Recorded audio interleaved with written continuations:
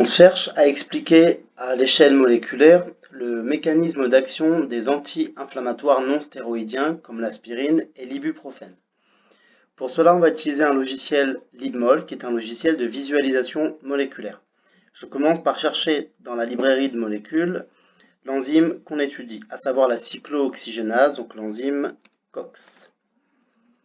J'ai là les différents fichiers qui seront à étudier. Donc, pour vous expliquer le logiciel, on va commencer par l'interaction entre COX et son substrat, l'acide arachidonique. Le logiciel permet ainsi de faire apparaître le complexe moléculaire étudié. On peut tourner le complexe dans les différentes directions de l'espace et effectuer également des zooms. L'enzyme est une protéine, je vais donc sélectionner protéine et avec ces onglets-là, je vais pouvoir modifier l'allure générale de la molécule.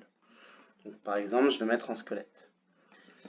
Comme toutes les protéines, les enzymes sont constituées de différents résidus qu'on appelle des acides aminés. Je peux donc les mettre en évidence en les colorant. On a ici la protéine qui est représentée, chaque couleur représentant un acide aminé. Pour mettre en évidence maintenant la zone d'interaction entre l'enzyme et son substrat, je vais utiliser l'onglet Séquence.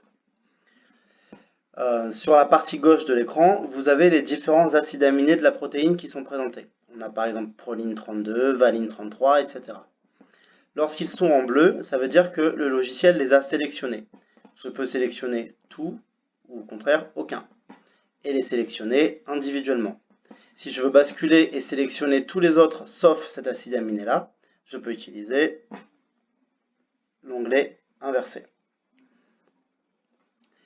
Je cherche moi à mettre en évidence au sein de ce complexe moléculaire le substrat, à savoir l'acide arachidonique. Je le cherche donc dans le menu déroulant. Il ne fait pas partie de la protéine, mais il fait partie du complexe moléculaire.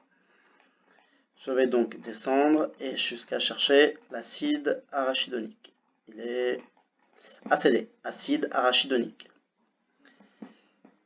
Il est sélectionné, contrairement aux autres éléments, et je vais utiliser une forme différente. Je peux également le colorer.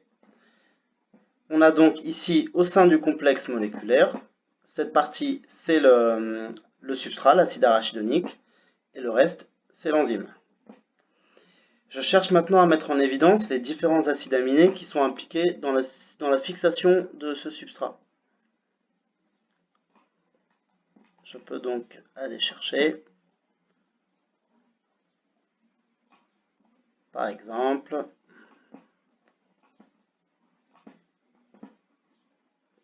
la sérine 530.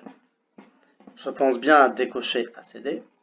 Sérine 530, sérine 530. 579, je remonte. 548, 541, 530. Et je la mets en évidence d'une couleur particulière. J'ai ainsi mis en évidence au sein de la protéine un des acides aminés qui est impliqué dans le site actif de l'enzyme. Il ne me reste plus qu'à faire pareil avec les autres acides aminés du site actif.